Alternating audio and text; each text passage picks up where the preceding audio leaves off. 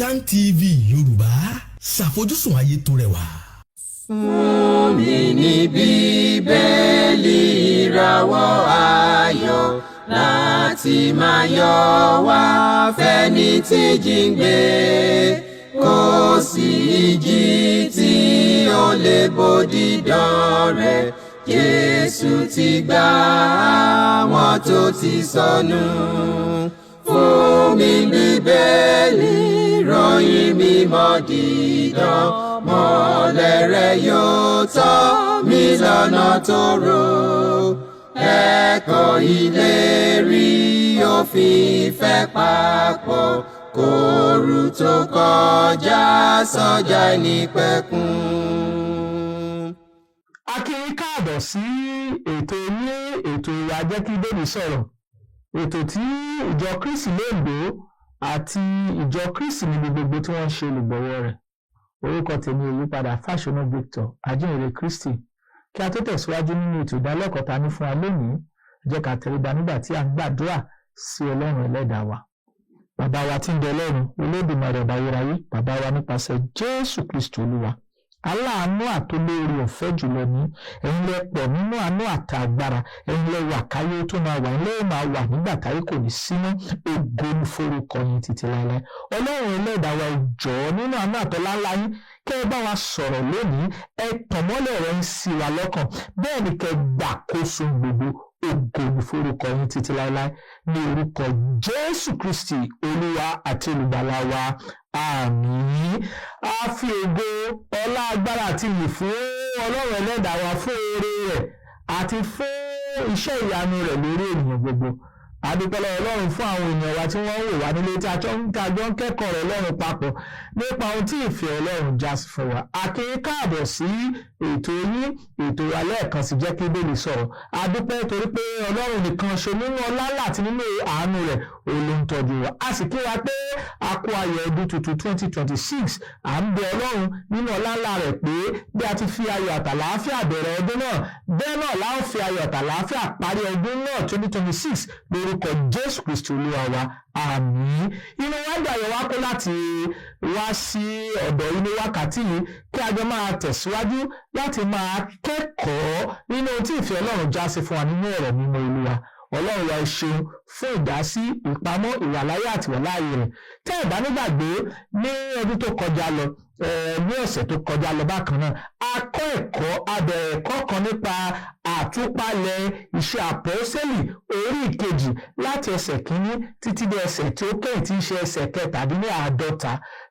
Ní agbára Ọlọ́run ní ọ̀sẹ̀ tó kọjá lọ, a ti wò ó láti iṣẹ́ àpọ́sẹ́lì orí kejì, a ti gbé ìtumọ̀ àti àlàyé gẹ́gẹ́ bí ìfẹ́ Ọlọ́run ti là á kalẹ̀ láti ẹsẹ̀ kínní títí dé ẹsẹ̀ kẹrìnlá, àti ẹ̀rọ gan títí dé gbogbo àsọtẹ́lẹ̀ èyí tí ìwé Jóẹ́lì sọ nínú àsọtẹ́lẹ̀ ìwé Jóẹ́lì orí ìkejì, Jóẹ́lì orí kejì, nígbà tá a kíyèsí láti ẹsẹ̀ kejìdínlọ́gbọ̀n 28 sí 32, òun la sọ pé àsọtẹ́lẹ̀ yìí òun ló wá sí ìmúṣẹ ní ìgbà tí ẹ̀mí mímọ́ tó bà lé àwọn àpọ́sẹ́lì, ní ìgbà tí Pétérù àtàwọn àpọ́sẹ́lì yòókù tí wọ́n wá dìde dúró, tí Pétérù wá ń sọ̀rọ̀ pé ìṣẹ̀lẹ̀ tó ṣẹlẹ̀ lónìí ó jẹ́ ìṣẹ̀lẹ̀ tí a ti kàkọ́ sílẹ̀ rẹ̀ nínú ìwé Jóẹ́lì orí kejì. A ti gbé àlàyé kalẹ̀ pé gbogbo àsọtẹ́lẹ̀ tí Jóẹ́lì sọ òun ló wá sí ìmúṣẹ nípa pé Ọlọ́run yóò tú ẹ̀mí rẹ̀ sára ènìyàn gbogbo. Òun ló wá sí ìmúṣẹ ní ìṣe àpọ́sítélì orí kejì tí ẹ̀mí Ọlọ́run bà lé àwọn àpọ́sítélì, táwọn àpọ́sítélì jẹ́ àwọn ẹni àkọ́kọ́ tẹ̀mí Ọlọ́run àkọ́kọ́ bà lé, tó fi hàn pé ìgbà ìkẹyìn ó ti bẹ̀rẹ̀ ní ìgbà tí ẹ̀mí Ọlọ́run bà lé àwọn àpọ́sítélì. Àwọn àlàyé tá a gbé kalẹ̀ nípa àtúpalẹ̀ ìṣe àpọ́sítélì orí kejì láti ẹsẹ̀ kínní títí dé ẹsẹ̀ kọkànlélógún ní ọ̀sẹ̀ tí ó kọjá lọ ní. Àwọn fẹ́ wo ìtẹ̀síwájú, a fẹ́ wo ẹsẹ̀ kejìlélógún tó pé à ń wo àtúpalẹ̀ àti àlàyé nínú ìṣe àpọ́sítélì orí ìkejì láti ẹsẹ̀ kínní títí dé ẹsẹ̀ tó kẹ́yìn. So a fẹ́ wo apá kejì àtúpalẹ̀ àlàyé lẹ́kùnrẹ́rẹ́ nínú ìṣe àpọ́sítélì orí ìkejì bẹ̀rẹ̀ láti ẹsẹ̀ ẹsẹ̀ kejìlélógún 22 títí dé ẹsẹ̀ tí ó parí lónìí pẹ̀lú ọ̀fẹ́ àti agbára Ọlọ́run. Ká tẹ̀síwájú nínú ìkẹ́kọ̀ọ́ náà tá à ń kọ́. Níbí yìí Pétérù ti gbé àlàyé kalẹ̀ nípa àsọtẹ́lẹ̀ tí wòlíì Jóẹ́lì sọ pé òun ló ń ṣẹlẹ̀ lọ́wọ́lọ́wọ́ ní ọjọ́ Pẹ́ńtíkọ́sì tí ẹ̀mí Ọlọ́run bà lé àwọn àpọ́sítélì tó sì ń fi onírú èdè sọ̀rọ̀. Onírú-èdè tí wọ́n fi ń sọ̀rọ̀ gbogbo àwọn Júù tó wà lórílẹ̀-èdè gbogbo tó wá sí Jerúsálẹ́mù láti wá ṣe àsè tí a ń pè ní àsè Pentecost. Gbogbo ọlọ́bẹ̀ sí gbọ́ wọn tó ń sọ èdè ibi tí a ti bí wọn. Àbẹ̀ka gbogbo àwọn ìlú yìí àti sọ fún wa ní ọ̀sẹ̀ tí ó kọjá lọ. Gbogbo àwọn ìlú tí àwọn Júù gbé tí wọ́n sì wá sí Jerúsálẹ́mù láti wá ṣe àsè la kọ àkọsílẹ̀ nínú ọ̀rọ̀ Ọlọ́run. Pétérù wá sọ fún wọn pé iye tó ṣẹlẹ̀ lónìí tẹ́rí tó ṣẹlẹ̀ lónìí àti àsọtẹ́lẹ̀ náà nínú ìwé jẹ́ òun ló wá sí ìmúṣẹ. Ká tẹ̀síwájú nígbà tá a wọ ẹsẹ̀ 22 ó ní ẹ̀yin ènìyàn Ísírẹ́lì ẹ gbọ́ ọ̀rọ̀ wọ̀nyí. Jésù ti Násárẹ́tì ọkùnrin tí a fi hàn fún yín láti ọ̀dọ̀ Ọlọ́run wá nípasẹ̀ iṣẹ́ agbára àti iṣẹ́ ìyanu àti àmì tó ti ọwọ́ Ọlọ́run ṣe láàrin yín bẹ́ẹ̀ tìkálára yín ti mọ̀ pẹ̀lú. 23 ó ní ẹni tí a fi lé yín lọ́wọ́ nípa ìpinnu àti mọ̀ ìmọ̀tẹ́lẹ̀ Ọlọ́run òun ni ẹ̀yin mú tí ẹ sì ti ọwọ́ àwọn ènìyàn búburú kàn án mọ́ ìgbélébùú tí ẹ sì pa á. Gbogbo ló mọ ìtàn bí a ti fa Jésù Kristi lé Pọ́ńtù Pílátù lọ́wọ́ bí a ti ṣèdájọ́ rẹ̀ tí a sì gbé ọ̀pọ̀lọpọ̀ àwọn ẹ̀rí èké pé Jésù Kristi ohun tó ń sọ nìyí tó sì yàtọ̀ sí àgbékalẹ̀ tàbí ẹ̀kọ́ tí Jésù Kristi ń kọ́ni nípa ara rẹ̀. So gbogbo wa la rí kà pé lótìtọ́ àti lódodo nígbà tá a wòye Matthew chapter 27 táwọn gbogbo àkọsílẹ̀ tá a kọ nípa bí a ti mú Kristi bí ó ti jó níwájú àwọn ọba láti jẹ́jọ́ bí ó ti jó níwájú Pọ́ńtù Pílátù àti bí a ti sọ pé kí a pa a sì kàn mọ́ àgbélébùú. Ọ̀kan lára àwọn kókó tá a pè ní ìrere nìyí. Ìrere ni kíkú sísìnkú àti àjíǹde Jésù Kristi Olúwa wa. Òtí lè ní gbé kalẹ̀ gẹ́gẹ́ bí ẹ̀kọ́ ni. Òun ni Pétérù sọ fún àwọn Júù ní ọjọ́ náà ní ìgbà tí ẹ̀mí ti bà lé àwọn àpọ́sítélì tán. Ó wá bẹ̀ sí pàkíyèsí Ísírẹ́lì pé kí wọ́n gbọ́ ọ̀rọ̀ Olúwa. Jésù ti Násárẹ́tì ọkùnrin tí a fi hàn láàrin látọ̀dọ̀ Ọlọ́run wá pẹ̀lú iṣẹ́ àmì àti iṣẹ́ ìyanu èyí tó pàápàá fúnra rẹ̀ gan-an tilẹ̀ mọ̀. A sì sọ pé òun èyí ọ̀lẹ́ fi lélẹ̀ ṣùgbọ́n ìfi Kristi lọ́lẹ̀ fún àwọn èèyàn búburú. Ìmọ̀tẹ́lẹ̀ Ọlọ́run ni Ọlọ́run ti mọ̀ ọ́ tẹ́lẹ̀ ti wà nínú ìpìlẹ̀ Ọlọ́run pé Kristi yóò jìyà. Àríkà bẹ́ẹ̀ nínú ọ̀rọ̀ Ọlọ́run.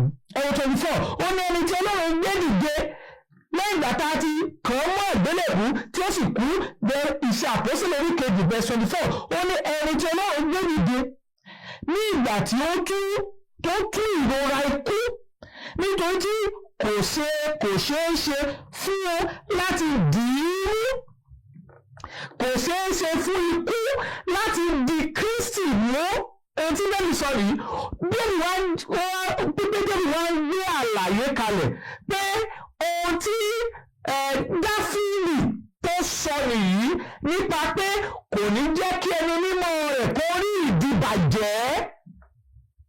Ẹ̀gbọ́n tó sọ ó ní nítorí Dáfídì ti ní nípa tirẹ̀ pé mo rí Olúwa nígbà gbogbo níwájú mi nítorí tí ó ń bẹ ní ọwọ́ ọ̀tún mi èmi ìbá a kì yóò ṣí mi nípò. Nítorí náà ni inú mi ṣe ń dùn àwọn mi sì ń yọ̀ pẹ̀lúpẹ̀lú ara mi yóò sì sinmi nínú ìrètí. Níbo ni ọba Dáfídì ti sọ bẹ́ẹ̀? Ẹ wo Psalm 16. Ẹ kà kíyèsí ààrẹ Psalm 16 ibẹ̀ ni Dáfídì ti sọ àsọtẹ́lẹ̀ yìí. Ìwé yìí Psalm 16 ó jẹ́ àsọtẹ́lẹ̀ nípa Kristi. Ọwọ́ Psalm 16 verse 8 ó ní èmi ti gbé Olúwa ka iwájú mi ní ìgbà gbogbo nítorí tó wà ní ọwọ́ ọ̀tún mi a kì yóò ṣí mi nípò. Nítorí náà nínú mi ṣe ń dùn tí ògo mi ń yọ̀ ara mi pẹ̀lú sinmi nínú ìrètí. Nítorí ìwọ kì yóò fi ọkàn mi sílẹ̀ ní ipò òkú bẹ́ẹ̀ ni ìwọ kì yóò jẹ́ kẹ́ni mọ́ rẹ kó rí ìdìbàjẹ́. Ọ̀rọ̀ tí ọba Dáfídì sọ àsọtẹ́lẹ̀ yìí ó sọ àsọtẹ́lẹ̀ nípa pé ikú pàápàá kò lè di Kristi mú. A kà á ní verse 3 pé wọ́n fi lé àwọn èèyàn búburú lọ́wọ́, èyí tí a kàn án mọ́ àgbélébù tí a sì pa. Ṣùgbọ́n bí ó ti kú ni a sọ pé a gbé e dìde, ó jíǹde kúrò nínú òkú. Nígbà tí ó tú ìrora ikú, ó tú ìrora ikú, he lose the pain of death. Nítorí kò ṣeé ṣe fún kíni ikú láti dì í mú. Àwa kóòtù ọ̀rọ̀ tí ọba Dáfídì sọ nípa pé kò ní jẹ́ kẹ́ni nínú rẹ̀ kó rí ìdìbàjẹ́, àwa kóòtù ẹ̀ níbí yìí. Nítorí tí ìwọ ó fi ọkàn mi lé, ìwọ kì yóò fi ọkàn mi lé ipò òkú, bẹ́ẹ̀ ni ìwọ kì yóò jẹ́ kẹ́ni nínú rẹ̀ kó rí ìdìbàjẹ́. Ìwọ mú mi mọ ọ̀nà ìyè, ìwọ mú mi kún fún ayọ̀ níwájú rẹ̀. Ó sọ àsọtẹ́lẹ̀ tí ọba Dáfídì sọ ni ló sọ àsọtẹ́lẹ̀ rẹ̀ nípa pé Jésù Kristi kì yóò jẹ́ kẹ́ni mímọ́ rẹ̀ kó rí ìdìbàjẹ́, corruption ilé ìgbéga yìí wà bí a ti ń tẹ̀síwájú ní ọ̀rọ̀ náà. Tẹ́bá wọn tẹ̀síra wọn ní ara, ẹ jẹ́ kí èmi kí ó sọ fún yín gbangba ní ti Dáfídì bàbá ńlá wa pé ó kú, a sì sí ibojì rẹ̀ sí ń bẹ lọ́dọ̀ wa títí ó fi di òní yìí. Nítorí tí ń ṣe wòlíì àti bí òun ti mọ̀ pé Ọlọ́run ti fi ìbúra ṣe ìlérí fún pé nínú irú ọmọ rẹ̀ làwọn mú ọkàn rẹ̀ jókòó lórí ìtẹ́ rẹ̀. Ó sì rí èyí tẹ́lẹ̀, ó sì ti sọ àjíǹde Kristi pé a ó kàn fi ọkàn rẹ̀ sílẹ̀ ní ipò òkú, bẹ́ẹ̀ ni ara rẹ̀ kì yóò rí ìdìbàjẹ́. Mo sì tún padà sí Psalm 16 tí ọba Dáfídì ènìyàn Ọlọ́run wòlíì tó sọ àsọtẹ́lẹ̀ pé Jésù Kristi yóò jíǹde kúrò nínú òkú. 32 Jésù náà yìí ni Ọlọ́run ti jíǹde dé, ẹlẹ́yìn èyí tí gbogbo wa ń ṣe. Àwọn àpọ́sítélì Kristi, àwọn ni ẹlẹ́rìí àjíǹde Jésù Kristi nínú òkú. Ó sì pẹ̀lú ìwàásù àkọ́kọ́ tí Pétérù wàásù fún àwọn Júù ní ọjọ́ Pẹ́tíkọ́sì tí ẹ̀mí Ọlọ́run bà lé wọn. Nínú àwọn ìwàásù náà ó pè àkíyèsí àwọn ọmọ Ísírẹ́lì pé èyí ṣàlẹ̀ fi Jésù Kristi lé àwọn èèyàn gbogbo lọ́wọ́, tí a kàn án mọ́ àgbélébùú tí a sì pa á. Ṣùgbọ́n a jí dìde kúrò nínú òkú, ó sì tú ìrora ikú, nítorí ikú kò lè dì í mú. Ó taari àkọsílẹ̀ rẹ̀ nìyí. Àwọn kóòtù ọba Dáfídì tó sọ pé tó sọ nínú Psalm 16 tó sọ àsọtẹ́lẹ̀ pé ìwọ kì yóò jẹ́ kẹ́ni mímọ́ rẹ kó rí ìdìbàjẹ́, ìwọ fi ọ̀nà èyè hàn mí, ní ọwọ́ ọ̀tún rẹ ní ẹ̀kún ayọ̀ wà, ní ọwọ́ òsì rẹ ní dídùn ayọ̀ wà títí láéláé. Ó kóòtù àsọtẹ́lẹ̀ tí ọba Dáfídì ènìyàn Ọlọ́run wòlíì Ọlọ́run tó sọ nípa pé a ó jí Kristi dìde kúrò nínú òkú. Ohun tí Pétérù ń wàásù rẹ̀ nìyí ní ọjọ́ Pẹ́ńtíkọ́sì, ní ìgbà tó ń gbà lé àwọn àpọ́sítélì tó wàásù fún àwọn Júù. Ó sì fi ẹsẹ̀ wọn múlẹ̀ pé Jésù Kristi ó ti jíǹde kúrò nínú òkú.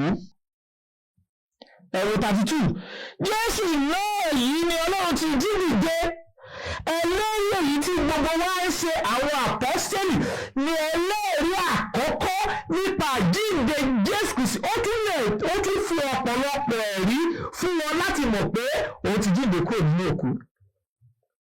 A rí kà nínú ìwé Jòhánù orí 8 pé ọjọ́ kẹjọ ló wá ń bẹ̀ wọ́n wò lẹ́yìn ìgbà tó jíǹde kúrò nínú òkú.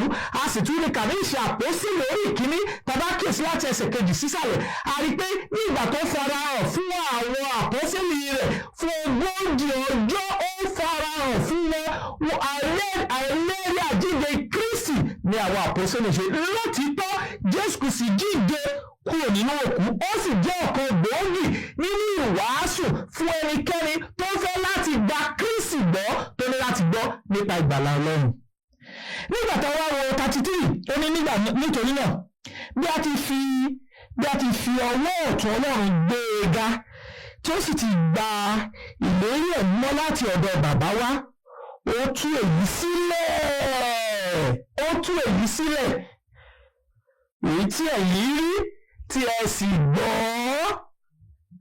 màá tún kan sọ náà sí létí nítorí náà bí a ti fi ọwọ́ ọ̀tún Ọlọ́run gbé e ga ó sì ti gba ìlérí ẹ̀mí mímọ́ láti ọ̀dọ̀ bàbá ó tú èyí sílẹ̀ tí ẹ̀yin rí tí ẹ̀yin sì gbọ́.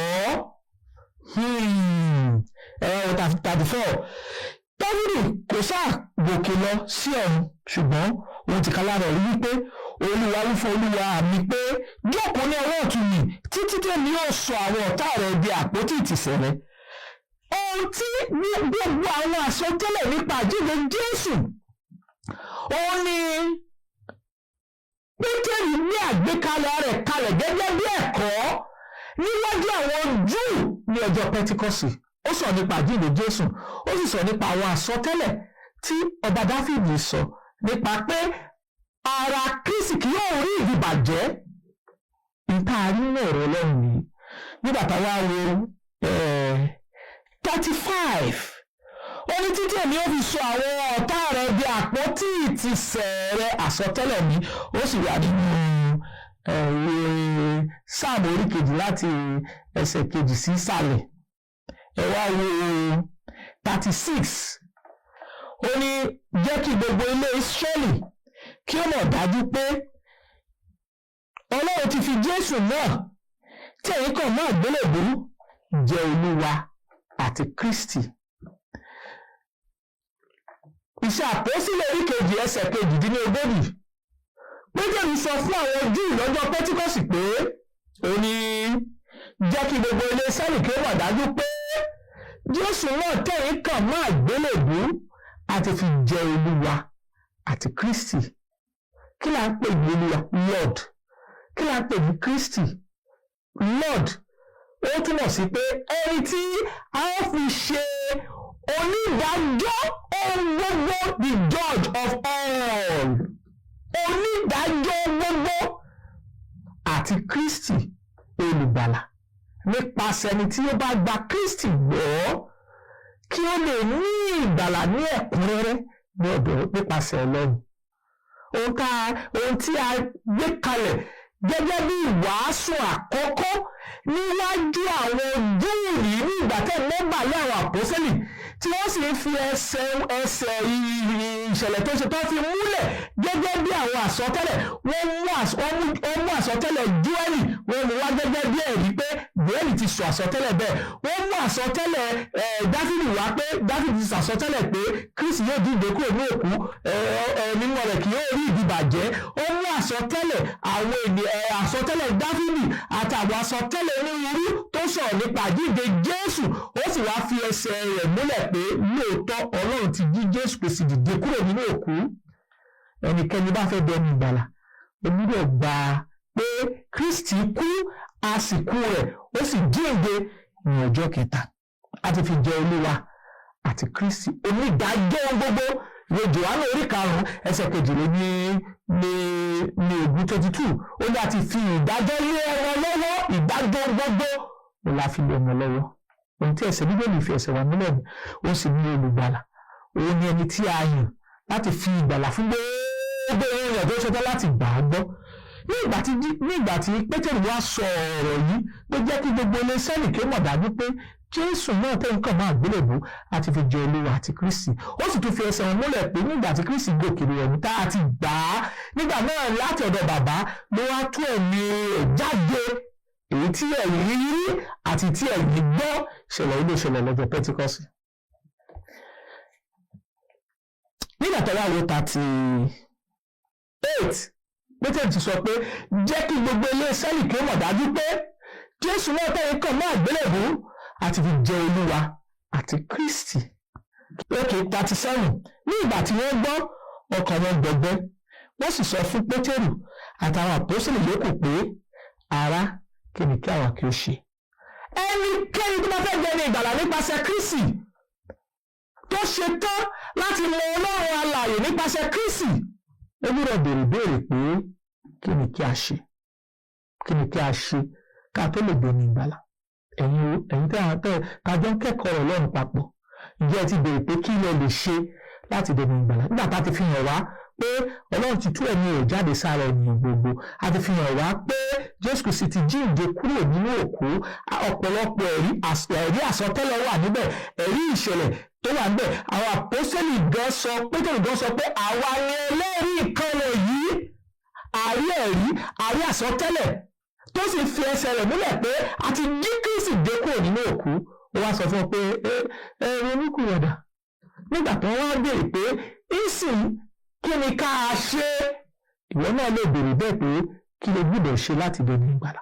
ẹ wá wọ ìdáhùn tí Pétérù sọ fún tàtí Pétérù ní fún ọ pé ronúkúwàdà kí a sì baptísì olúkúlùkù nínú orúkọ Jésù Kristi fún ìdáríjì ẹ̀ṣẹ̀ yín èyí ó sì gba ẹ̀bùn ẹ̀mí mímọ́. Kí la lè ṣe torí pé wọ́n béèrè ní ìgbà tí wọ́n gbọ́ 37 ọkàn wọn gbọgbẹ́ wọ́n béèrè lọ Pétérù àtàwọn àpọ́sítélì yòókù pé àwa kí ni kí àwa kí ó ṣe. Pétérù sì dáhùn lò ó ní ronúpìwàdà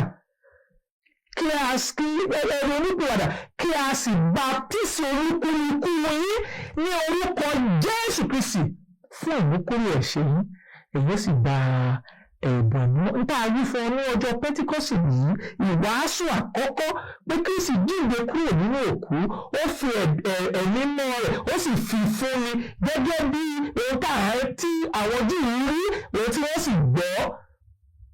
wọ́n wá bèèrè pé ókè kí wọ́n ní ká ṣe nígbà tó ti jíǹde kúrò nínú òkú tó sì ti fi ẹ̀mí rẹ̀ fún ni kí ni ká ṣe. Pétérù dá ọ lóhùn pé ẹ ronúpìwàdà kí a sì baptísì olúkúlùkù yín ní orúkọ Jésù Kristi fún ìmúkúrò ẹ̀ṣẹ̀ yín èyí ó sì gba ẹ̀bùn nínú ṣe yìí.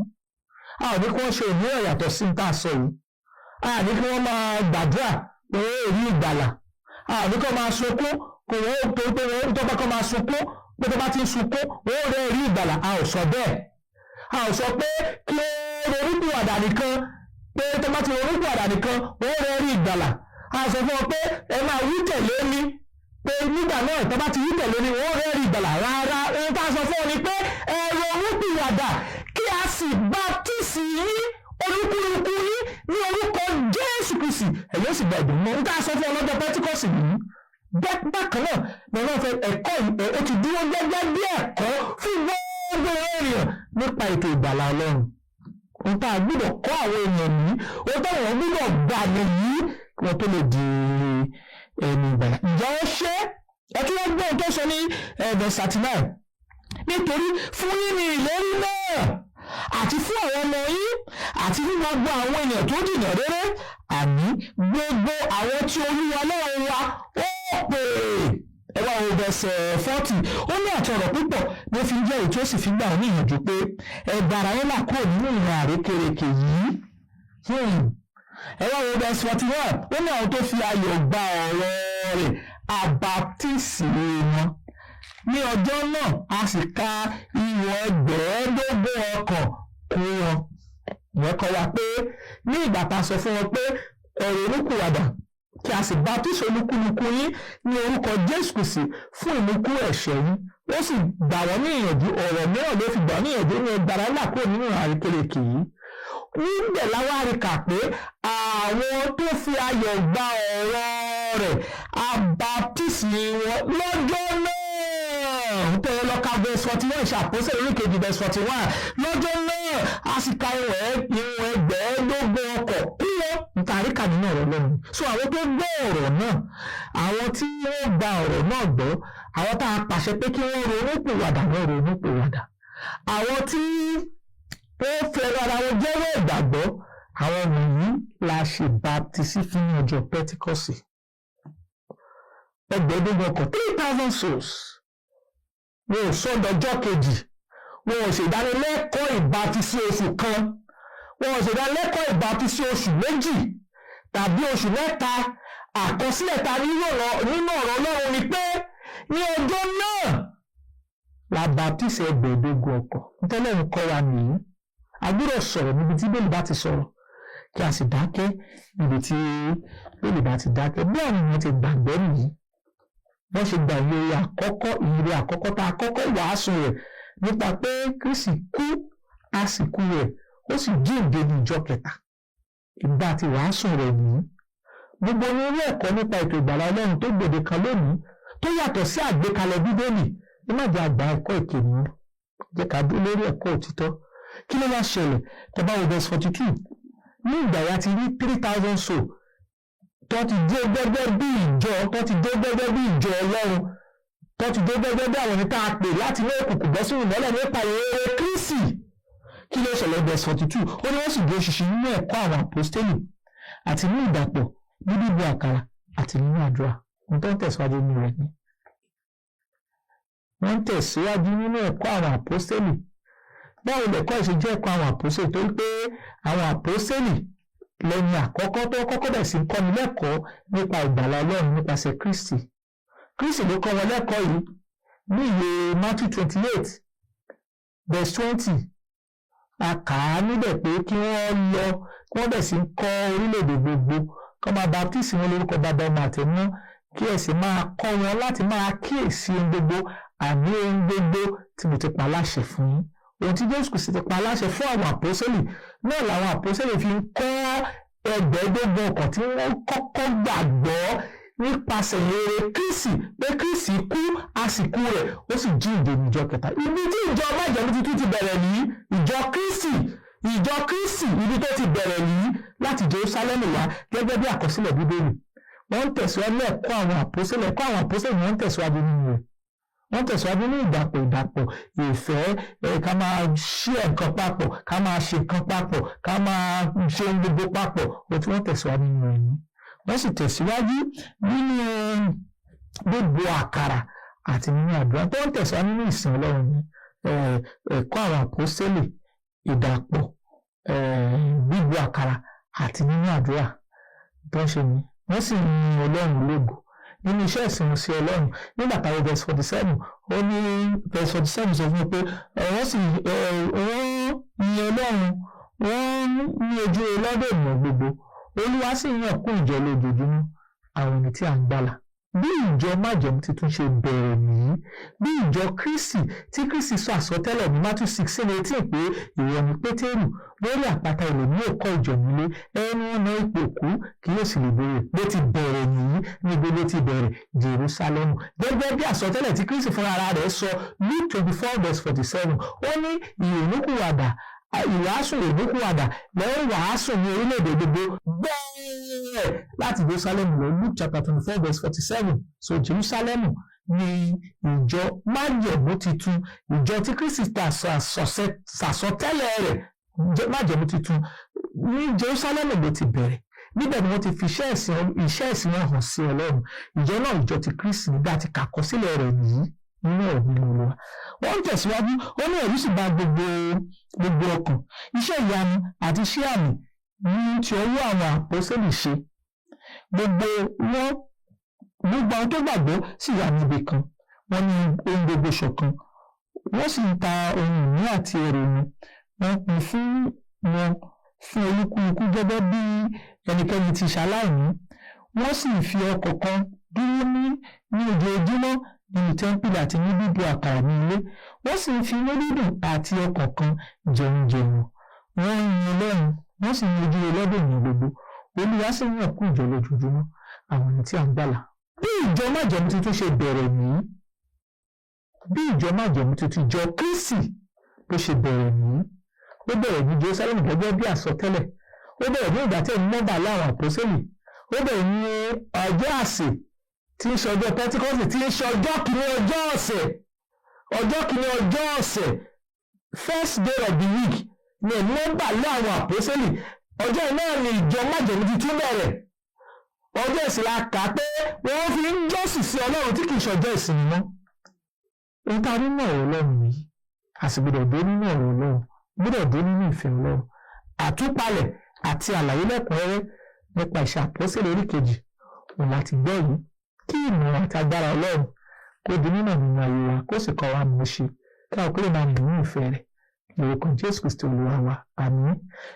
Tí ẹ bá ní ìbéèrè tàbí ẹ̀bẹ̀ fún àdúrà, àwọn nọ́mbà tẹ́ ó pè wá sí nìyí 444-902 tàbí 08065717023. A tún nọ́mbà náà pè fún wa 08057444902 tàbí 08065717023. Kí àlàáfíà àti wàláyé Ọlọ́run kí máa bá wa gbé kó sì kọ́ wa mọ̀ ṣe lórúkọ Jésù Kristi Olúwa àti Olùgbàlà wa àmín. Fún mi ní Bíbélì ìràwọ̀ ayọ̀ láti máa yọ̀ wá fẹ́ni tí jíǹgbé, kò sí ìjì tí ó lè bòdì dán rẹ̀. Jésù ti gbà àwọn tó ti sọnù. Fún mi Bíbélì ìròyìn mímọ́ dídán, mọ́lẹ̀ rẹ̀ yóò tọ́ mi lọ́nà tóóró. Ẹ̀kọ́ ìlérí òfin ìfẹ́ papọ̀, kóòrù tó kọjá sọ́jà ìnípẹ̀kun.